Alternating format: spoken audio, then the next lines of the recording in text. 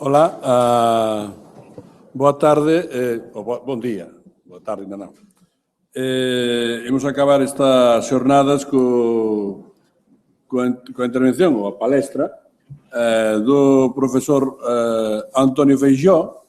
O Antonio Feixóo é profesor catedrático de Anglística, de Teoría da Literatura na Universidade de Lisboa, onde foi director, isto é, decano da súa Facultade de Letras, e actualmente é o vicerreitor.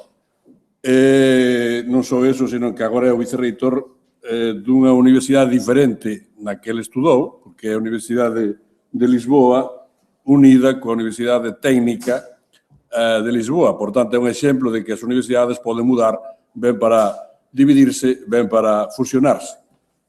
Acaba de facerme o presente dun texto que moito agradezo, titulado A Universidade como debe ser, que prometo ler por as miñas nostalxias de xestión universitaria de inmediato. Alén diso, o profesor Antonio Feixóo, que é de orixes galaicas, a primeira persona que me falou da estirpe Feixóo foi don Ramón Martínez López, que coñecera un antigo Feixóo cando ele era profesor no Instituto Español de Lisboa nos tempos da República Española, nos anos 35, 36, alén dese Feixóo do que me falou, logo coñecía o Rui Feixóo máis moderno, depois a un Antonio Feixóo, que é autor que era un diplomata e autor dun longo epistolario, alén de poeta, diplomata na Suecia, no Brasil, en moitos lugares, que ven ser un tío avó, bisavó do actual. E, finalmente, aquí está Antonio Feixóo, que é experto en literatura inglesa norteamericana, especialmente na figura impar de Shakespeare, cual quer decir que non é unha figura menor, e que é un atrevido para... E, sobre todo, está aquí porque, alén de Shakespeare e de Pessoa, considera que Teixeira de Pascuais é unha das grandes figuras da literatura portuguesa de todos os tempos, non? Creo que non estou errado, porque foi dito por ele, por lo menos en algún texto ou en algunha entrevista. E, de feito, un dos últimos libros que publicou foi Unha admiración pastoril pelo diabo, Pessoa e Pascuais, que reúne textos moi elaborados dele durante varios anos, e creo que iso mostra que Pascuais, para nós, un poeta saudosista, pero para expertos algo máis do que un poeta saudosista, que tamén foi unha figura importantísima na relación literaria con Galicia, coa revista Nós, con Vicente Risco, con Noriega Varela e tantos outros, e mesmo mantivo relacións con moitos intelectuais españois da altura, de fin, dos anos 10, dos anos 20, dos anos 30. De modo que non podía ser mellor, digamos, conclusión destas xornadas, que son ibéricas, en certo modo, non é só a cultura e política na España entre guerras, sino na Iberia de entre guerras, e esta mirada portuguesa creo que é unha conclusión moi axeitada para que podamos encerrar este ciclo. De novo, António, à vontade. Eu vou falar em português, e não sei se o meu português é completamente claro e perceptível, mas vou tentar falar de um modo claro. Gostava de começar por agradecer ao Ramon Vilares a introdução e o convite para estar aqui, e também a oportunidade de falar de Pascuais. Eu vou tentar explicar porque é que Pascuais me parece um tópico muito interessante. Quando Pascuais morreu em 1952, era já, de algum modo, um nome passado. Isto é, na sociedade portuguesa, na cultura portuguesa, nesse início da década de 50 do século XX, Pascuais é muito respeitado, mas não tem ainda, ou já não tem aquela projeção que tinha tido nas décadas iniciais do século XX. E é, no entanto, muito curioso ver que, eu agora vou falar de Fernando Pessoa, e através de Fernando Pessoa vou falar de Pascuais. Para Pessoa, em 1912, que é o momento em que Pessoa aparece publicamente com a escrita de três ensaios críticos sobre a literatura portuguesa. Quando Pessoa escreve em 1912, Para Pessoa, o nome maior, incontroversamente maior, de toda a literatura portuguesa do seu tempo é Teixeira de Pascoais. Aliás, Pascoais é para Pessoa o nome com quem ele, Pessoa, tem que se medir. Se há nome com quem ele tem que se medir é Pascoais. Isto foi percebido pelo próprio Pascoais e foi percebido também por alguns dos mais importantes escritores portugueses e intelectuais portugueses depois de Pessoa. Pessoa morre em 1935, mas depois disso há muitos intelectuais portugueses que percebem a magnitude de Pascoais. Um exemplo muito interessante disso é a grande escritora, a grande romancista Agostina Bessa Luís, que em 1958 publicou um roman à clé sobre Pessoa e Pascoais. E esse roman à clé de Agostina Bessa Luís, que se chama O Susto, de 1958, que aliás levou a uma polémica de Agostina com o irmão de Pascoais, que achou que Agostina tinha insultado a família de Pascoais. Esse romance tenta descrever a relação entre Pessoa e Pascoais como a mais importante relação para Pessoa e para Pascoais. Bom, eu agora vou tentar explicar porque é que Pascoais tem esta dimensão que eu penso que tem. Em 52 ele está já relativamente obscurecido, e nós sabemos como estas questões canónicas são todas muito ingratas, no sentido em que nomes desaparecem e nomes continuam. Mas só recentemente, só nos últimos 20 ou 30 anos, é que Pascoais teve um regresso, mas é um regresso relativamente inconspícuo, isto é, não é um regresso muito público. Isso aconteceu porque um grande poeta português, Mário Cesarini de Vasconcelos, convenceu uma casa editora, a Sírio Alvim, que Pascoais era muito importante e que devia ser republicado. E Cesarini tem um ascendente e uma influência muito grande e um prestígio grande na cultura portuguesa do seu tempo, e Cesarini juntava-se a Agostina Bessa Luís nesse elogio grande de Pascoais, e Cesarini tinha uma posição que era uma posição ainda mais chocante. Para Cesarini, Pascoais é muito superior à Pessoa. E, aliás, ele diz isso de um modo muito violento, quando diz que Fernando Pessoa, isto é Cesarini a falar, Mário de Cesarini, Fernando Pessoa é um heterónimo de Pascoais, Mademoiselle de Pascoais vivendo em Lisboa. Portanto, esta não é apenas Cesarini, é, por exemplo, Alexandre O'Neill, são uma série de outros escritores que veem que Pascoais tem essa centralidade. Mas Pascoais está associado a uma certa ideia de provincianismo. Essa ideia de provincianismo vem de alguns fatores que eu já vou rapidamente descrever. Um deles é o facto de, enquanto poeta, a dicção poética de Pascoais, mesmo depois de 1914, muito para além disso, a dicção poética de Pascoais é pré-modernista, é pré-Pessoa, é pré-Eliot, é pré-tudo isso. E Pascoais persiste nessa dicção poética cansada, fatigada, muito para além do tempo em que o modernismo já alterou modos de dizer da poesia. Evidentemente que os poetas que, entretanto, se vão sucedendo já não se revêem naquele tipo de escrita. Este é um primeiro ponto. O segundo ponto é que Pascoais teorizou aquilo a que ele chamou o saudosismo e que foi apropriado por uma construção derivativa menor, que é a chamada filosofia portuguesa. E a filosofia portuguesa a nacionalidade de Portugal de modos muito precisos,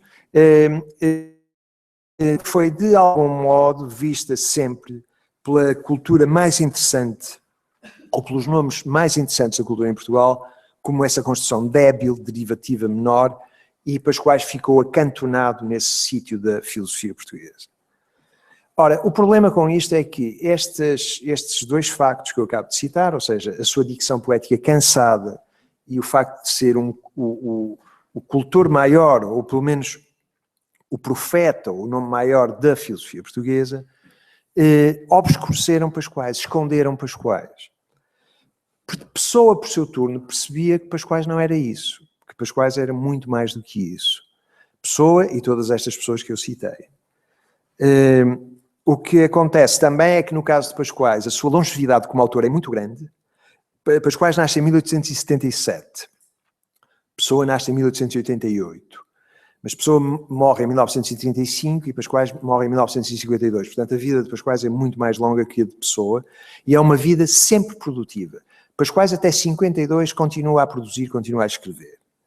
Mas a sua carreira como escritor é uma carreira muito peculiar, porque, ao contrário, por exemplo, do grande, para muitos, talvez, o maior poeta de língua inglesa do século XX, que é Thomas Hardy, Hardy começa como romancista e até aos 60 anos escreve romances que estão entre os romances maiores da literatura inglesa.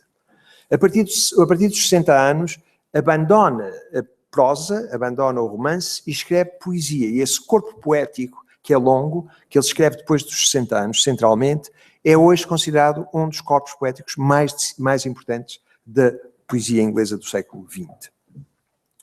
Pascoais é o inverso. Pascoais começa por ser um poeta durante muito tempo e subitamente passa à prosa. E passa à prosa, aliás, não é tão subitamente assim, foi escrevendo algumas coisas em prosa, mas depois tem uma época em que a prosa é o meio dominante da expressão. E sob que forma é que essa prosa aparece? Aparece centralmente sob a forma de 5 biografias que ele escreve entre 1934 e 1945. Essas biografias são, aliás, biografia aqui é um nome um bocado bizarro, porque isto é prosa simultaneamente ensaística,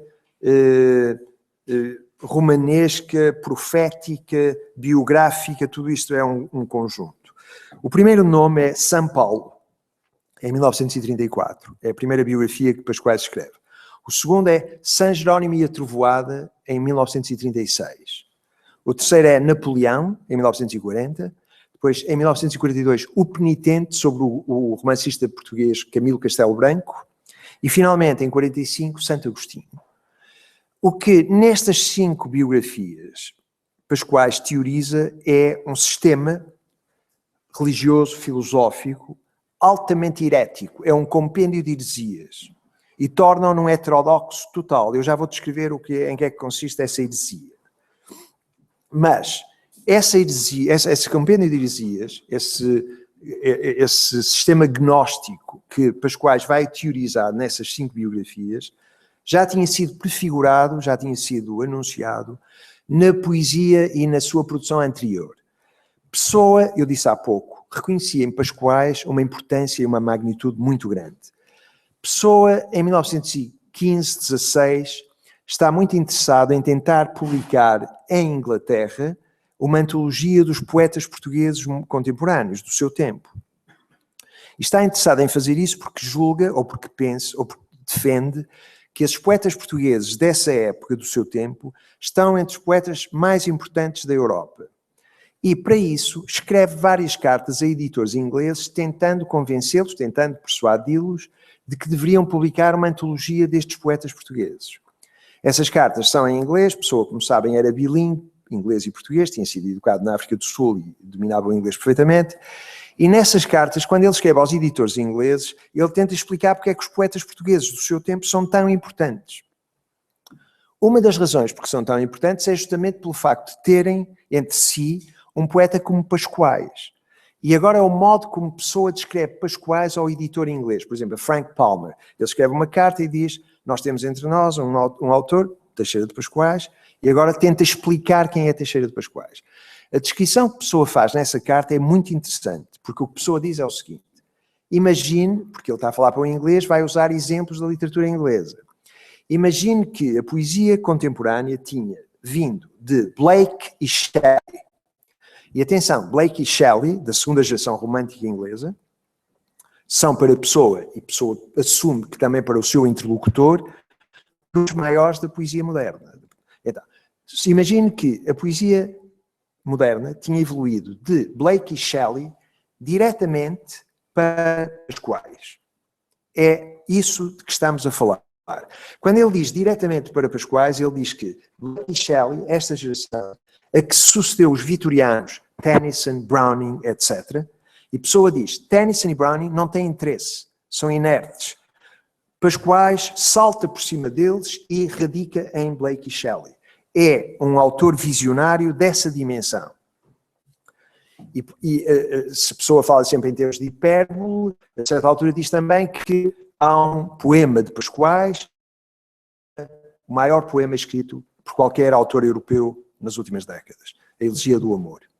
Pronto, isto é o modo como a pessoa descreve Pascoais, sob o domínio da hipérbole. Entretanto, nessas 5 biografias,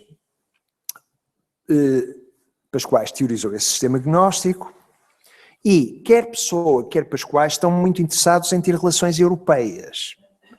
As relações europeias que eles querem ter são de modos diversos. Um dos lugares onde eles percebem que seria muito bom ter interlocutores é Espanha. E tentam justamente fazer isso. Aliás, na correspondência que quer Pessoa, quer Pascoais têm com autores espanhóis, essa correspondência é muito interessante, porque como eles estão a falar com autores que não são portugueses e que, portanto, não fazem parte do seu círculo ou dos círculos que conhecem, eles podem ser mais sinceros na apreciação. Eu vou dar um exemplo que é um exemplo que me parece muito interessante.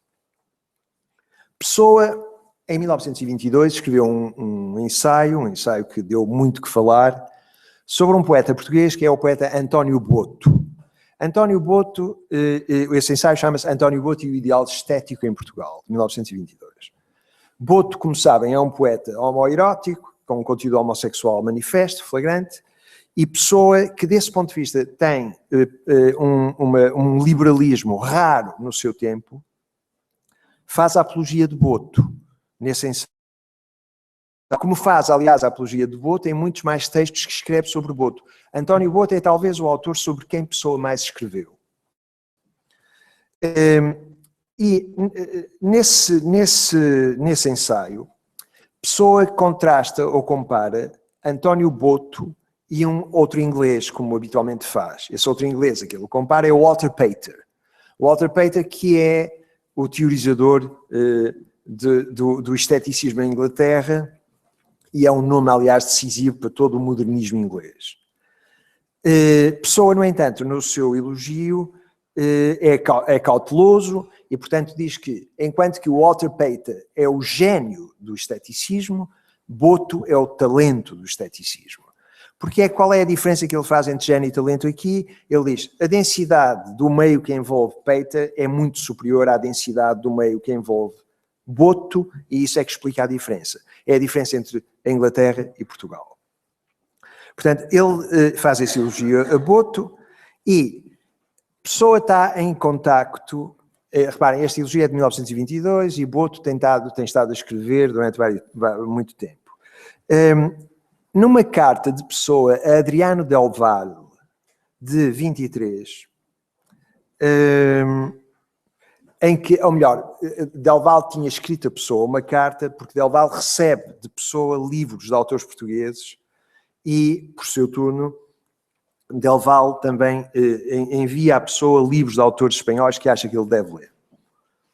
E Del Valle reage ao envio de um livro de Boto e um livro de Judite Teixeira. Judite Teixeira é uma autora lésbica que Pessoa também, de algum modo, defende e envia, portanto, esses livros a Del Valle. A resposta de Del Valle é a seguinte. Entre mis amigos, agora vou tentar ler em castelhano, que é um desastre, mas... Entre mis amigos de España no se han visto bien los libros de Judite y Boto. Dicen que eso pasó en Europa. Eso aqui é para este conteúdo homoerótico, assim. Que eso passou em Europa se entrarem na Espanha. Portanto, Espanha ficou felizmente livre desta investida homoerótica. Wilde, Laurent, Rachilde quedaram anulados por Apollinaire y por la gracia agilísima de Paul Morand. No decimos nada del gran Rimbaud ni de Mallarmé, eso es lo que queda, como quedará também Cesário Verde. Portanto, para Adriano Del Valle, estes autores que Pessoa defende são todos de segunda. Mas atenção, Pessoa está a defendê-los em Portugal vivamente. Agora vejam como é que Pessoa responde a Adriano Del Valle. E isto é que é muito interessante, porque Pessoa pode ser franco de um modo como não é em Portugal. Ele diz assim, os motivos de beleza é o título de um livro de António Boto. Os motivos de beleza de António Boto, para lhe falar a verdade, diz Pessoa, que se fala aos amigos sempre de verdade, não prestam para nada. Em resumo, não são motivos senão de lástima. Assim o disse, moderando um pouco a expressão, eu ao autor. Não tome isto como maledicência. Isto é, não estou a falar mal por falar. E a pessoa explica, não usa esse perfume psíquico, a maledicência. Referindo-me à opinião dos seus amigos de Espanha sobre os livros do António e da Judite Teixeira, nem estranho essa opinião, nem dela inteiramente me afasto. Tudo isso pode ser belo, esses livros, mas isso é o episódio. Sim, tudo isso de Verlaine aos futuristas passou. As grandes forças originárias, as que criam Homeros e Shakespeares, Dantes e Miltons, não muitos, retomam triunfantemente o seu caminho divino depois disso. Portanto, isto é o modo como se pode falar quando se escreve um espanhol. Pessoa também está interessada em obter contacto com outras figuras da cultura espanhola. Por exemplo, em 1915, depois de ter publicado Orfeu, que é esta publicação, a primeira grande publicação de vanguarda em Portugal, Pessoa escreve a Unamuno, pedindo-lhe que Unamuno faça uma recensão crítica de Orfeu na imprensa e dê exposição ao que estes autores do Orfeu estão a tentar fazer. E Unamuno não respondeu. No entanto, se Unamuno não responde a Pessoa e não há contacto com Pessoa, Unamuno tem uma relação muito longa com Teixeira de Pascoais. E essa, como aliás sabem, essa relação de Unamuno com Teixeira de Pascoais é alguma coisa sobre a qual eu gostaria de falar. E gostaria de falar por uma razão muito simples, que é, centralmente, há um texto de Unamuno, que é um texto que, como sabem, sai em Por Tierras de Portugal e de Espanha, que é um texto sobre um livro de Pascoais, As Sombras. E, portanto, em 1911, o livro inclui a recensão crítica que o Unamuno escreveu desse livro de Teixeira de Pascoais, As Sombras. E nesse livro, ou melhor, nessa recensão, As Sombras é de 1908, o Unamuno diz algumas coisas que são interessantes, muito interessantes. Ele começa por dizer assim, ele começa por explicar o que é o português. E diz uma coisa que depois repete. Aliás, o Unamuno, eu agora reparei, porque fiz uma dieta do Unamuno por causa de vir cá, e andei a ler vários textos do Unamuno sobre estes autores, etc. O Unamuno, porque escrevia muito para a imprensa, repetia-se muitas vezes em algumas expressões. E uma das coisas que ele repete sistematicamente é dizer que o idioma português é o castelhano sin huesos. É assim que se diz? Sin huesos. Portanto, se pode dizer-se que o português que o castelhano é o português ossificado. E isto quer dizer, mas reparem, isto é muito interessante, porque isto quer dizer que se o idioma português é o castelhano sin huesos, isso quer dizer que o idioma português está mais próximo daquilo que ele chama los frescos balbuceios infantiles, e isso explica também que o português seja uma língua mais propícia à elegia, ao idílio, à poesia lírica. E também que o português, de algum modo, seja mais soft e, se continuarmos nesta série de equações, podemos depois chegar à conclusão que isso explica também porque é que Portugal é um país de suicidas. Mas, portanto, quando ele está a analisar este livro, As Sombras, de Teixeira de Pascoais, acrescenta também algumas coisas que são um bocado ásperas em relação aos autores e em relação a Pascoais. Ele diz assim, porque ele leu aquele livro, e reparem, As Sombras é um exemplo do que eu tinha descrito como a tal dicção poética cansada, fatigada de Pascoais. E, ao mesmo tempo, também tem um lado difuso, que para o Unamuno não é interessante. Então, diz o Unamuno, los poetas portugueses são, em geral, pouco eruditos, ni aún em letras. Isto é, a pouca erudição dos poetas portugueses seria, segundo Unamuno, de natureza filosófica, etc., mas também na literatura. Aliás, dá um exemplo, por exemplo, Guerra Junqueiro, que para Unamuno é um grande poeta, no entanto sai todo de Vítor Hugo, e é derivativo desse ponto de vista. Portanto, sobre Pascoais e sobre esta poética difusa, Unamuno agora vai nos dizer que, e cita Coleridge, o romântico inglês, aliás é interessante ver esse tipo de citação, que, a propósito de Coleridge, diz que Junqueiro, Guerra Junqueiro, diz Unamuno, disse-me há dias que a poesia é cristal musical. Bom, e cristal musical quer dizer que na poesia há uma cristalização de sensações. Esta cristalização é que é o interessante para o Unamuno. O Unamuno está mais interessado nesse tipo de rigor poético expositivo, na cristalização. E as emoções, assim, fugidias, é alguma coisa que o deixa menos confortável. E continua e diz que a vaguedade que tanto caracteriza a poesia de Pascoais e a certa difusão que tem, é o seu defeito capital. Não há em Pascoais, e agora volto ao argumento da cristalização, essas estrofes densas, compactas, de espessíssimo cristal, esculpidas, diamantinas, como se encontram, por exemplo, em Carducci. Neste artigo de Unamuno, há, no entanto, uma coisa que é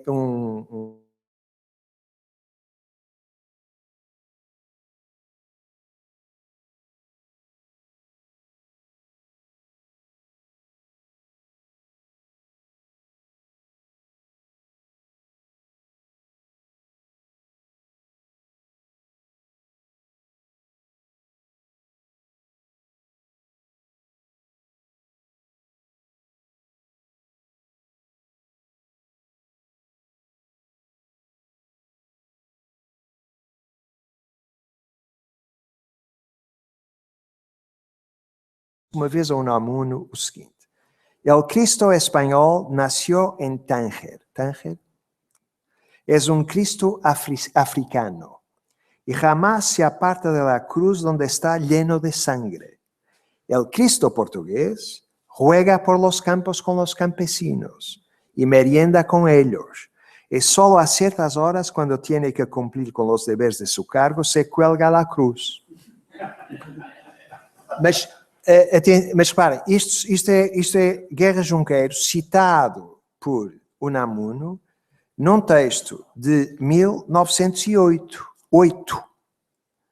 Mas isto é a descrição, aqui encontramos o poema 8º do Guardador de Rebanhos de Alberto Queiro, que é escrito em 14.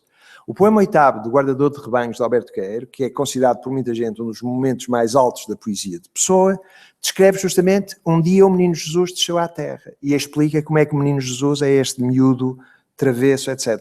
Sai exatamente daqui. Bom, mas isto é interessante. Mas voltando, portanto, à recensão crítica que Unamuno escreve do livro de Pascoais, As Sombras. O livro de Pascoais caracteriza-se por não ter essa cristalização poética, por ser um livro de alguém que ignora a tradição poética, isso é interessante, por ser vago. Reparem que o elogio é um elogio muito moderado, muito mitigado. E depois, a certa altura, diz uma coisa que eu vou reter só por um minuto, que é o seguinte. Diz, a propósito de um passo de Pascoais, diz ele, eu não sei se Pascoais alguma vez leu Swinburne, mas tenho a certeza, eu tenho a forte presunção de que nunca leu. Reparem, esta descrição de Pascoais eu acho que é muito curiosa e falsa. Já vamos voltar a isso. Em 1920, Pascoais escreve ao Unamuno pedindo-lhe o uso desta recensão às sombras para ser usado como prefácio a uma reedição de As Sombras, que ele vai fazer nesse momento. Portanto, Pascoais, apesar de tudo, acha que há aqui qualquer coisa de muito interessante. Antes de continuar, no entanto, quero voltar a uma afirmação que fiz de início e que tem a ver com, justamente, o que é esse sistema de Pascoais, o sistema que está nas 5 biografias de Pascoais. O sistema que se inicia em São Paulo e progride até Santo Agostinho. Bom, então, em primeiro lugar, uma das coisas que Pascoais diz nestas biografias é o seguinte: o universo e a natureza, tal como nós os conhecemos, são uma catástrofe. O universo e a natureza são uma forma de encarceramento e são aquilo que ele chama uma rajada de riso de Satanás. São satânicas. É alguma coisa de satânico. A violência desta diatribe de Pascoais contra a natureza e contra a criação é contínua e nunca sofre nenhum abatimento. Ora, isto é muito estranho porque, em princípio, nós também encontramos muitas vezes, na poesia de Pascoais, descrições, por exemplo, do Marão, do Vale do Tâmega, da zona de onde ele era natural, em Amarante, em Portugal, que são profundamente líricas. Esse lirismo muito profundo coexiste com esta denúncia da natureza e do cosmos como alguma coisa que é uma catástrofe. O que é que explica que o universo e a natureza sejam uma catástrofe? Aliás, são formas, diz ele, são formas escuras que se abatem e que realmente a luz do sol é uma forma de escuridão que se abate sobre todo o cosmos.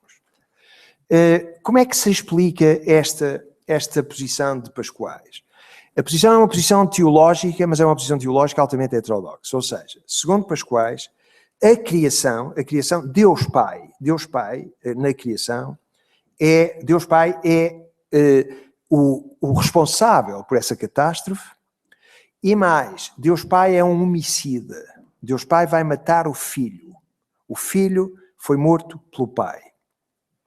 Portanto, temos simultaneamente uma descrição do universo, uma descrição da natureza como sendo uma catástrofe, e é uma catástrofe porque a criação é uma catástrofe. A criação é uma perda, é um mecanismo de perda, e por outro lado temos também a descrição de Deus Pai como sendo um homicida. Então qual é o papel do filho nesta descrição? O filho vem corrigir o pai. O filho, quando a redenção de Cristo é uma correção do erro fundamental que foi a criação, e é uma correção do pai.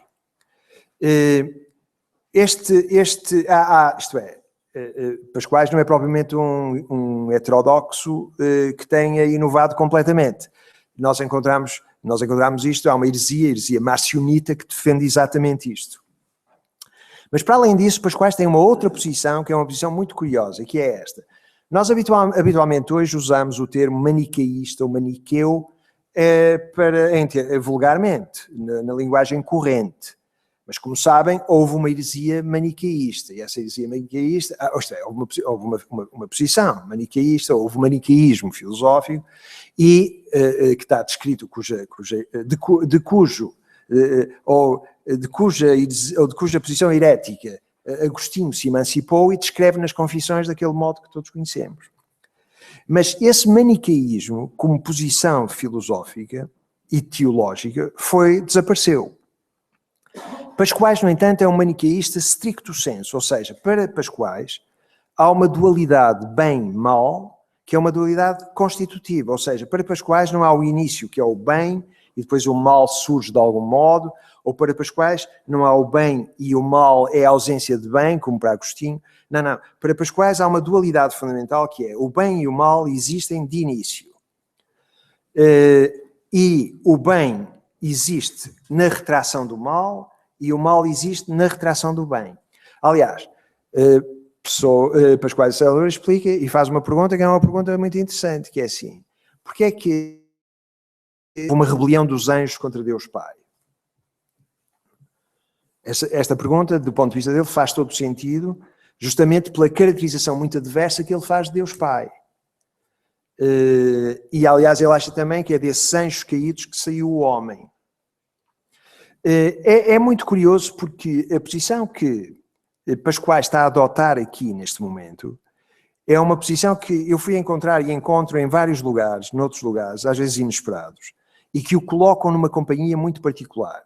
Por exemplo, Milton, o grande poeta inglês Milton, foi visto pelo poeta norte-americano ou inglês, pelo T.S. Eliot, como sendo um poeta, isto é, Eliot escreveu 2 ensaios sobre Milton. O primeiro ensaio de Eliot sobre Milton é um ataque a Milton porque acha que a teologia de Milton é uma teologia repulsiva. E a teologia repulsiva é justamente porque Milton fala dessa rebelião dos anjos e explica a rebelião dos anjos pela natureza muito pouco amável de Deus Pai. Ou seja, a posição de Milton é, desse ponto de vista, muito próxima da posição de Pascoais. Mas o problema aqui é mais do que teológico, como iremos ver à frente. Bom, mas então, voltando agora ao Unamuno, que é a minha pedra de toque aqui, porque eu supostamente estarei a falar sobre Pascoais e Espanha. Unamuno, em 1908, fez essa recensão crítica As Sombras, e em 1934 faz uma recensão crítica a São Paulo, à primeira biografia de Pascoais. E essa recensão crítica que fez a São Paulo, aliás, que é suplementada com uma carta que escreveu a Pascoais sobre São Paulo, aquelas reservas que tínhamos encontrado na recensão crítica de Unamuno, As Sombras, desaparecem por completo. E São Paulo, o livro de Pascoais, é para Unamuno uma obra maior. Eu vou apenas dizer, vou citar 1 ou 2 passos. A recensão crítica de Unamuno chama-se São Pablo e abre Espanha. Se me permitem, já agora, vou ler o princípio da recensão e o fim da recensão. O princípio da recensão é assim: Hace mucho tiempo que no he recibido más fuerte impresión a la lectura de una obra así. Esta sobre San Pablo, nuestro San Pablo, me parece el hecho más entrañado de la espiritualidad religiosa ibérica de nuestros días. Leyéndola y al acordarme de ese legendario Santiago que se dice yace en Compostela, tierra que presume de céltica más que de ibérica, donde lo que más parece que está es el resto del pauliniano prisciliano, se me ha venido a la mente lo de Santiago y cierra España y he retrocado San Pablo y abre España. Este é o primeiro parágrafo da recensão crítica.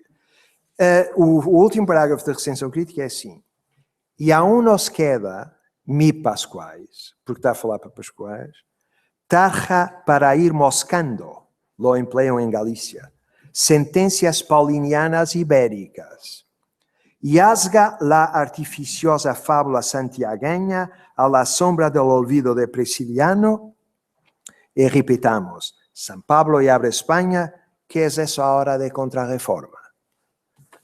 Que é isso a hora de contrarreforma é um ponto muito interessante, porque Unamuno percebe o conteúdo altamente herético do livro de Pascoais e percebe que o livro de Pascoais explode com a contrarreforma. Porque o livro de Pascoais entende que o catolicismo oficial é alguma coisa de inaceitável. Ou seja, estas 5 biografias, 3 das quais são sobre santos, São Paulo, São Jerónimo, Santo Agostinho, tomam o catolicismo oficial e o Vaticano como alguma coisa de perfeitamente inaceitável. Portanto, estamos a falar de uma coisa diferente.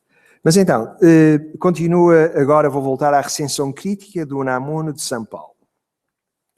E diz ele assim, é muito interessante porque o que passa aqui neste fresco de pessoas... eu devo confessar que eu acho realmente que São Paulo é um livro maior, é uma coisa realmente extraordinária. Mas, então, diz o Unamuno, por aqui passam São Esteban, Timóteo, Lucrécio, Séneca, Nerón, e em alusões fugitivas Antero, Herculano, Ronqueiro, português, Sor Mariana, João de Deus, Dom Sebastião, más ángeles lusitanos, y juntos a ellos, Don Quijote, Santa Teresa de Ávila, Goya, uncido a Dostoievski, y otros nuestros. Faltan acaso Miguel de Molinos, el aragonés, e Íñigo de Loyola, el vasco.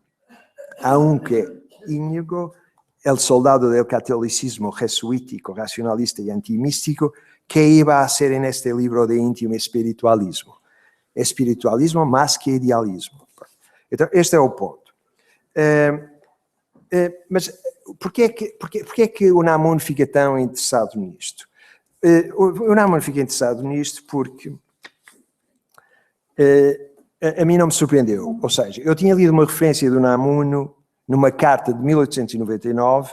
Esta referência eu lia em português e, portanto, vou ler em português, em que ele fala do prefácio que está a pensar escrever a um livro que vai publicar em breve, que é os 27 poemas. Diz o Unamuno, quanto ao fundo, estes poemas que eu vou publicar, o livro destes poemas que eu vou publicar, parece com os musings. Musings são meditações. Com os musings ingleses, com a poesia meditativa inglesa, a do Wordsworth, Coleridge e Browning, etc. Estou farto de que me chamem sábio, que é uma palavra feia, e que se empenhem em encerrar-me na ciência. Aspiro à fusão da ciência e da arte, do pensar e do sentir, a pensar o sentimento e a sentir o pensamento, e isto é a unidade. Portanto, o Unamuno está muito atento, já em 1899, a essa tradição romântica inglesa, que é uma tradição altamente, eu penso que nunca superada, realmente. Isto é, se nós pensarmos na evolução da poesia moderna, o chamado modernismo está aquém do romantismo inglês, nunca conseguiu processar isso, do romantismo europeu, nunca conseguiu processar isso. Mas, portanto, mas o Unamuno está atento a isso. Aliás, está tão atento a isso que, apesar do seu gosto pela cristalização poética, do Carducci, etc., por esse rigor poético que ele quer cultivar, para além disso, no entanto, ele está muito atento a essa tradição. É por isso que diz contra Pascoais, naquela recensão crítica de 1908 que eu citei, que de certo Pascoais não conhece Swinburne. Mas agora, quando chega aqui, quando chega em 1934 a São Paulo, ele vê o verdadeiro Pascoais. E ele percebe que Pascoais, a companhia de Pascoais, é com essas pessoas, é com essa tradição visionária. E, interessantemente, desse ponto de vista, o Unamuno, em 1934, está a encontrar a descrição que Fernando Pessoa fez em 1916 de Pascoais como sendo alguém que radica diretamente em Blake e Shelley, ou seja, na primeira geração romântica. Quer Pessoa, quer Unamuno, estão a ver a exata dimensão de Pascoais. Bom,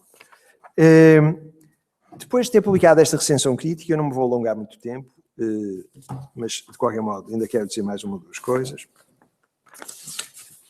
Depois de fazer essa recensão crítica, o Unamuno escreveu uma carta a Pascoais. E nessa carta ele começa assim, vejam o modo como ele fala. Aliás, o Unamuno não é muito dado ao elogio rápido, como sabemos. Mas ele diz assim: en ese su prodigioso San Pablo ibérico, disse usted una vez por escrito, amigo mío, que lo que el apóstol Paulo, hermano de las aves migratorias, adora, isto é Pascoais, es la partida y la llegada, el momento conmovido del saludo e del adiós. E agora há uma coisa que é interessantíssima aqui, porque a carta toda a Pascoais é só para dizer o seguinte, esta carta de Unamuno a Pascoais é só para dizer o seguinte, é que pega num passo que Pascoais diz sobre São Paulo, este passo que eu acabei de dizer, isto é, que São Paulo gosta é de chegar e partir, está sempre on the move.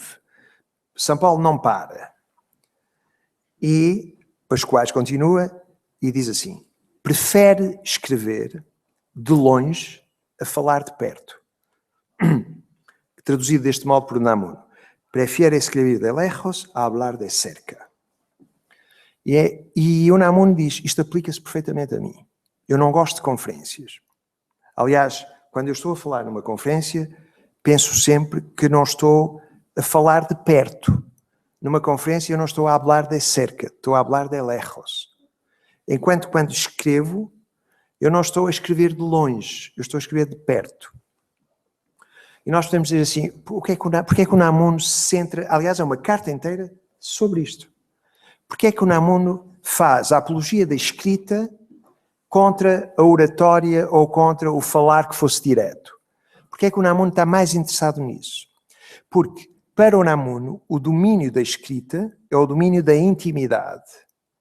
E esse elogio da intimidade é também o domínio da interioridade, é também o domínio dessa tradição romântica inglesa, dessa tradição visionária romântica, que ele entende que é importante e que acha que Pascoais exibe como ninguém.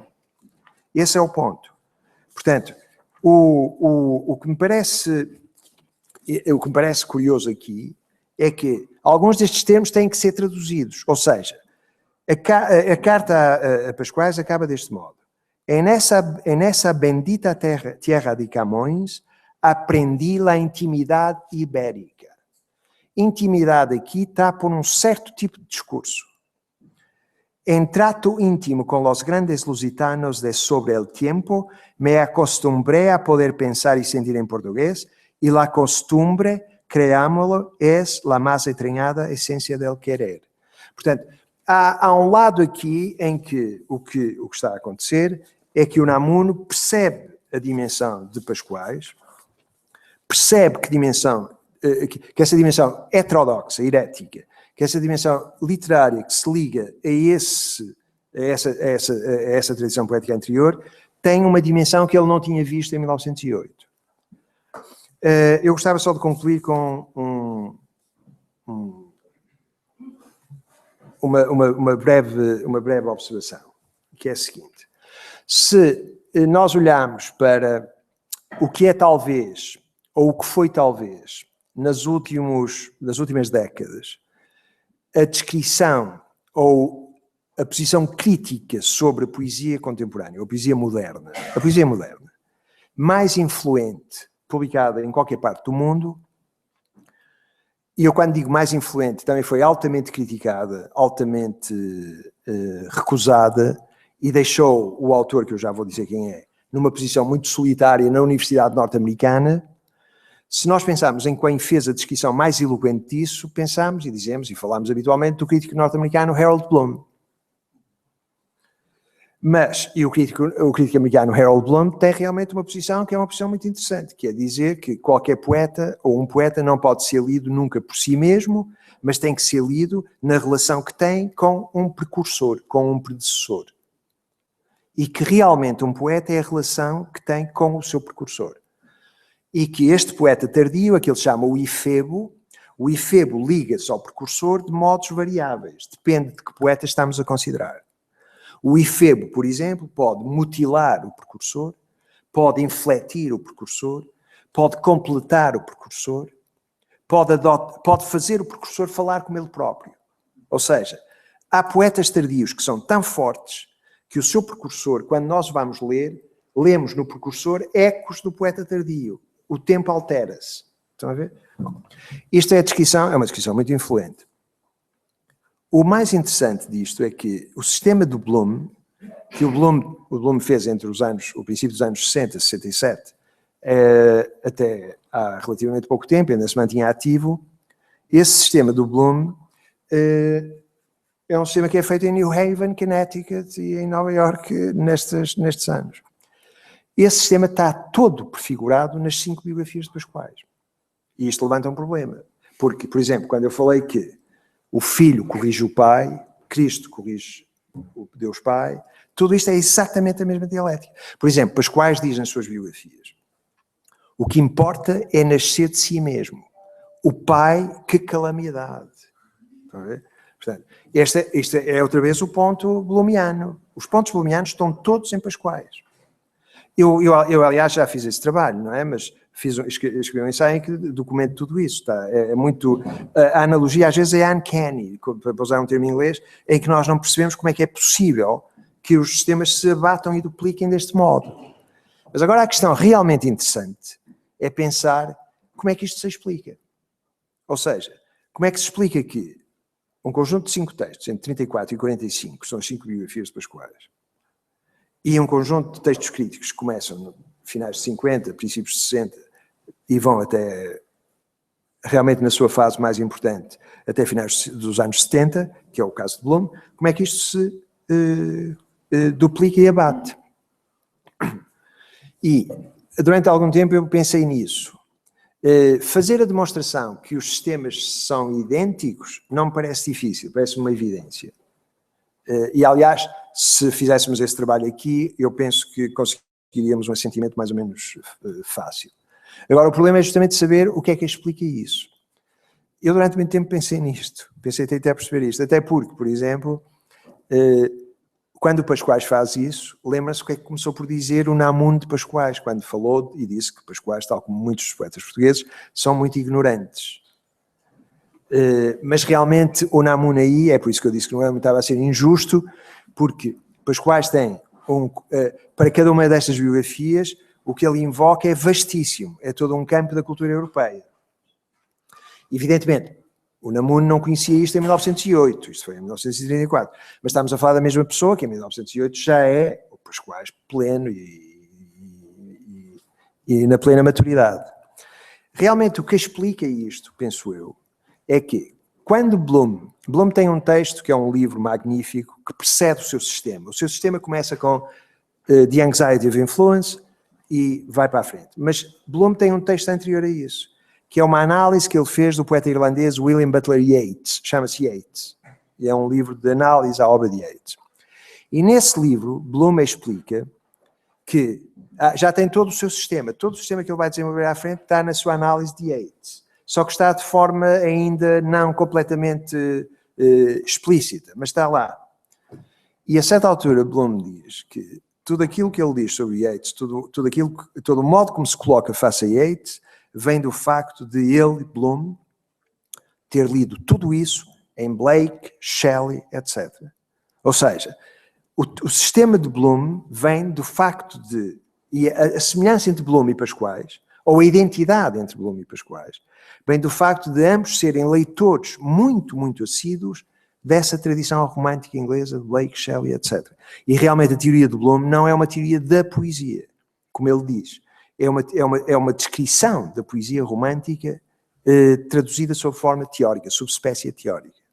Portanto, isto coloca Pascoais subitamente num mundo completamente diferente. E a minha tarefa agora em Portugal tem sido, primeiro, dizer que o Pascoais saudosista, tal como é descrito, não tem interesse. Isto naturalmente não me torna muito popular com várias pessoas. E a segunda é descrever Pascoais como tendo uma audácia especulativa inigualada, interessantemente, eu penso que na cultura europeia. Não há ninguém naqueles anos a escrever aquelas coisas. Com aquela violência, com aquela audácia, eu não conheço. E julgo conhecer alguma coisa, mas não conheço. Ora, é interessante que o Unamuno tenha percebido isto. É muito interessante que o Unamuno, que seja uma personalidade completamente diferente, e que, no entanto, da passagem dessa recensão crítica de 1908 para a de 1934, na de 34 tenha realmente percebido o que era a figura maior de Pascoais. Eu acho que, desse ponto de vista, é lamentável que Portugal esteja aliado de muito do que se passa fora da sua fronteira em relação à Espanha, centralmente. Porque, às vezes, neste tipo de relações é que nós encontramos os insights mais produtivos. E foi por isso um prazer estar aqui. Muito obrigado.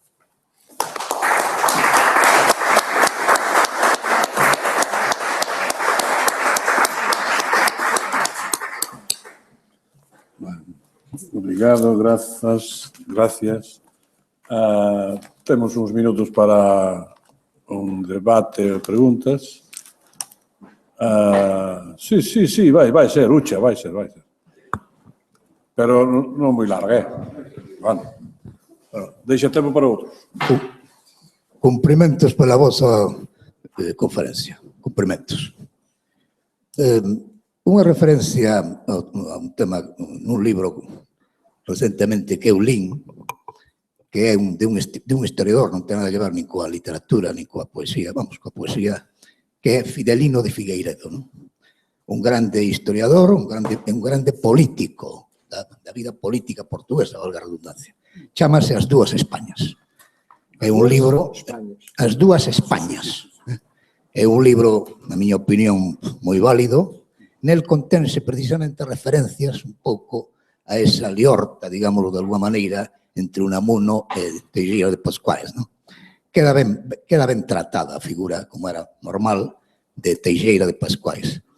O libro, basicamente, fai un enfrontamento entre co título ese das Dúas Españas, na España que el chama Filipina, sempre con esa teima que tendes os portugueses co tema de Felipe II, do rei Felipe II, etc. E outra España que sería un pouco máis moderna, en fin, que non sería precisamente felipista. Simplemente fago esta referencia porque nese libro contense precisamente, claro, naturalmente, poñéndose do lado portugués, como normal, sendo portugués o autor, un pouco defendendo a figura de Teixeira de Pascoais e explicando un pouco tamén o pensamento de Unamuno, non? É simplemente unha referencia moi breve. Por lo demais, repito, cumprimentos pela vosa conferencia. Gracias. Sí. É muito interessante que tenha dito isso, porque a recensão crítica que Pascoais fez a São Paulo é de 1934. A primeira edição do livro de Fidelino de Figueiredo, As Duas Espanhas, foi em Portugal, depois foi aqui traduzida para espanhol em Santiago de Compostela. E o Unamuno também escreveu uma recensão crítica em 1934 ao livro de Fidelino de Figueiredo, que é uma recensão crítica muito interessante. A certa altura, o Unamuno diz, por exemplo, na sua recensão crítica, diz o seguinte: Fidelino de Figueiredo não é propriamente original no que diz sobre Espanha. É um vulgarizador. Mas depois diz isto: mas um vulgarizador é muito mais interessante do que alguém que diga alguma coisa do original. Que é um paradoxo, mas é um paradoxo interessante. E depois analisa esse contraste, aliás, o contraste entre a filipização e a desfilipização de Espanha, que Fidelino faz no seu livro. Tem, por um lado, a filipização é Filipe II, não é? A figura paradigmática da filipização, naturalmente. A tendência da desfilipização em Espanha, que as duas são dialéticas e é um invariante histórico na história de Espanha, mantém-se até hoje, 34. A figura que supõe a Filipe II é o par Quijote-Sancho, não é Quijote, é Quijote-Sancho. E o Unamuno, evidentemente, gosta muito do facto de ser o par, porque ele acha que o par é que, justamente por causa do livro que escreveu, é da posição que tomou. Mas o Unamuno acha que o livro é muito interessante, embora não traga nada propriamente de novo, no sentido em que aquilo que se conhece, e é também interessante que a sua recensão crítica do Unamuno seja contemporânea, de 34, a São Paulo, mas São Paulo é diferente. Aí o Unamuno reconhece que está perante alguma coisa que excede todo o resto e que não é, que é uma coisa original, massivamente original, em contraste com o Fidelino. Sim, sim.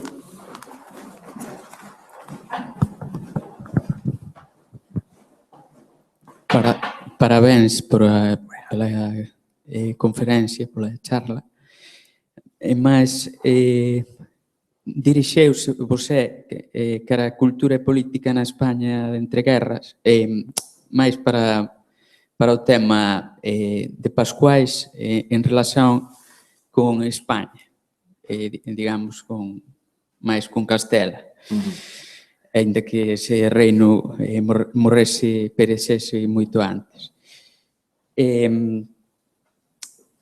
Mais o subtítulo é Congreso das Irmandades da Fala, a conferencia Teixeira de Pascoais e España. Entón, Pascoais, que relación tivo con autores da periferia española, autores cataláns, vascos, galegos, se é que tivo algunha relación, porque como tú moi ben dixeche, Portugal ficou sempre bastante na periferia da periferia, aínda na periferia da Península Ibérica, mesmo de Europa, eu acho que injustamente. Bom, a questão também é uma questão muito interessante por uma razão muito simples, é porque Pascoais, em 1918, foi a Barcelona onde fez uma série de conferências sobre os poetas portugueses, os seus contemporâneos. E essa série de conferências, que ele depois recolheu em livro, e é um livro chamado Os Poetas Lusíadas. E a introdução a essas conferências é um elogio da Catalunha, ou seja, em que Pascoais faz um elogio da Catalunha. E explica, aliás, isto também é muito interessante, explica uma série, o que ele acha que são uma série de semelhanças entre a Catalunha e Portugal, não é?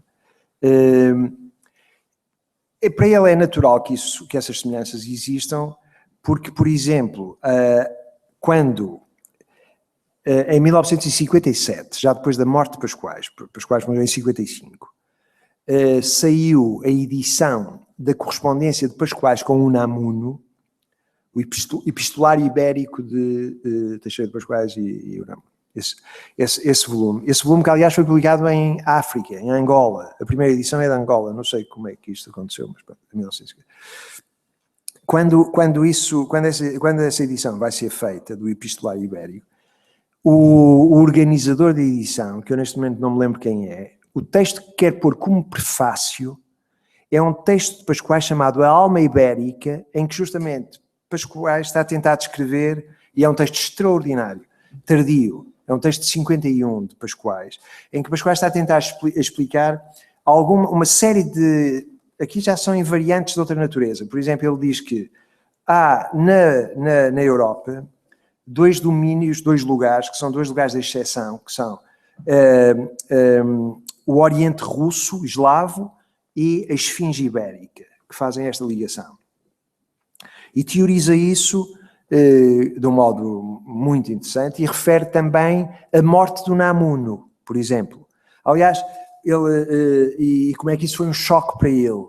É muito interessante porque o modo como, por exemplo, dou-lhe um exemplo, estou a ser um bocadinho, mas quando ele descreve a morte do Namuno nesse texto, A Alma Ibérica, ele diz que está em Amarante em casa, que a rádio diz qualquer coisa sobre o Namuno, uma frase, mas não diz que morreu. Diz Miguel do Namuno, o grande, e ele diz para as pessoas ao lado, morreu. Ele percebe que morreu. E, portanto, a Alma Ibérica é também à volta da centralidade do Namuno nestas relações. Ou seja, Pascoais tem relações com Espanha, com, por exemplo, neste caso particular, com a sua ida e com a Catalunha, com a ida à Catalunha, e com as conferências dos poetas Lusíadas, parou em Madrid na Casa dos Estudantes, penso eu. Muito mais do que qualquer outra pessoa, nunca saiu, nunca foi à Espanha. Não é? Mas estas relações dos portugueses com a Europa, já agora isto permite-me só acrescentar uma coisa, às vezes constroem-se de modos muito bizarros. Eu acho que a relação mais bizarra de todas estas relações, que autores portugueses, na altura, naqueles anos, nos anos 10, 20, 30, estabelecem com a cultura europeia ou com autores europeias, o exemplo maior é o do Pessoa, não é? Porque o Pessoa, a certa altura, o Pessoa corresponde-se com Inglaterra para mandar vir livros, porque se candidata ao prémio de palavras cruzadas do Times, ele diz-se palavras cruzadas?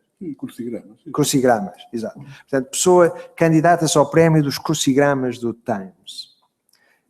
Interessantemente, porque ele acha que se ganhar aquele prémio que talvez possa casar, diz ele lá, o Félix Queiroz, com quem tem uma... o que prova que não tinha ideia nenhuma do que é casar, mas pronto. Então, Pessoa tem essas relações e manda vir também muitos livros de Londres.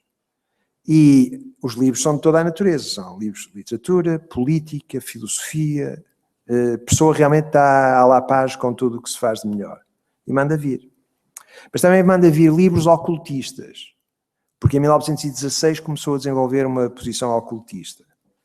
E nesses livros ocultistas, há uma vez ele recebe um horóscopo, que lá vem, e acha que há um erro. E manda uma carta dizendo, diga por favor à pessoa que fez esse horóscopo, há aqui um erro. A pessoa a quem ele manda dizer que há um erro no horóscopo é o Aleister Crowley. E o Aleister Crowley, que é este escritor mago ocultista inglês, vai a Lisboa visitar a Pessoa. Em 1930, isto é conhecido, há muita coisa sobre isto. E, aliás, encena o suicídio na boca do inferno em Cascais. O Crowley desaparece e deixa uma carta e aparecem artigos a dizer que ele se suicidou.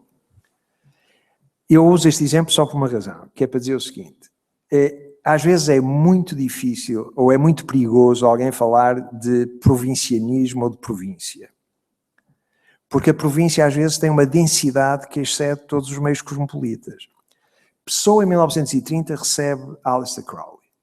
E eu aos meus alunos costumo dizer, vocês sabem onde é que está o Aleister Crowley? E eles não sabem bem. Eles, está na capa dos Sgt. Peppers, dos Beatles. Naquelas figuras todas atrás dos Beatles, que foram escolhidas por cada um dos... O Ringo não entrou, os outros três escolheram. Marx, W.C. Fields, está o Aleister Crowley. Portanto, a companhia do Pessoa é com o Sgt. Peppers. E a casa do Aleister Crowley, hoje, É uma casa onde vive o lead guitar dos Led Zeppelin, o Jimmy Page, que é um discípulo do Aleister Crowley. E outro dia alguém em Portugal quis publicar um pequeno texto do Aleister Crowley, teve de pedir ao Jimmy Page.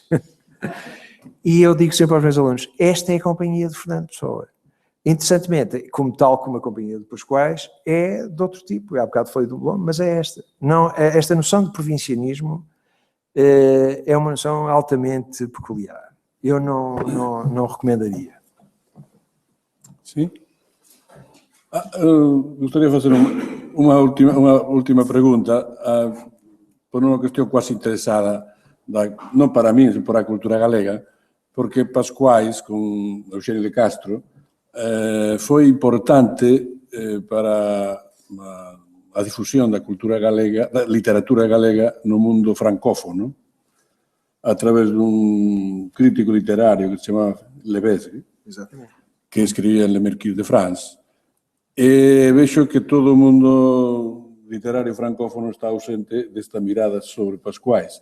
Pregunto, isto é así ou só está, digamos, suxerida esta mirada, ou baseada esta mirada, esta ollada sobre Pascoais na súa comparación con Pessoa, e non no conxunto do Pascoais na literatura europea?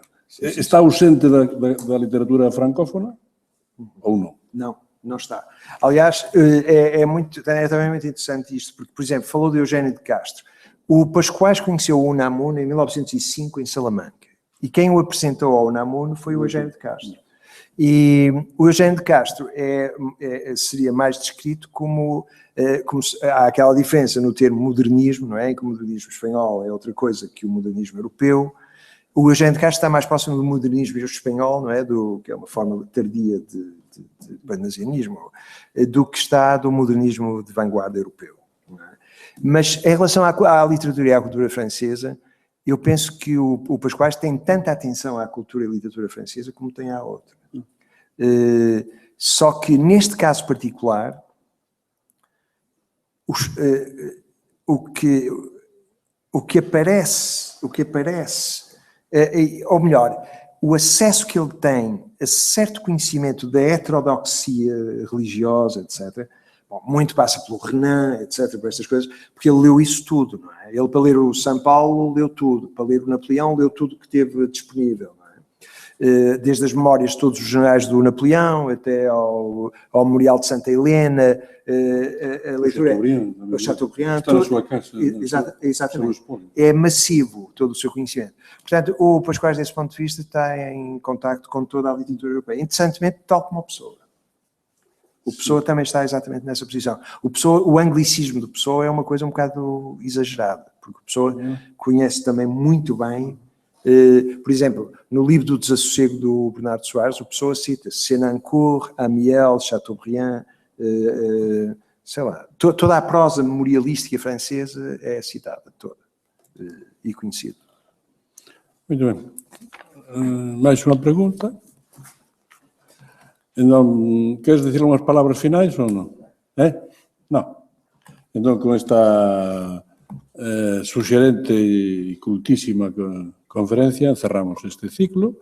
Agradezo naturalmente a Antonio Feixóo e todos os ponentes, os de hoxe, Borja de Riquel e Carmen Pena, tamén os de onte, que está aquí en representación deles José Luis de la Granja e os outros que xa nos abandonaron, Jordi Gracia, José Luis Villacañas, e non sei se me esquezo de Isabel Burdiel, que non foi posible que estivera.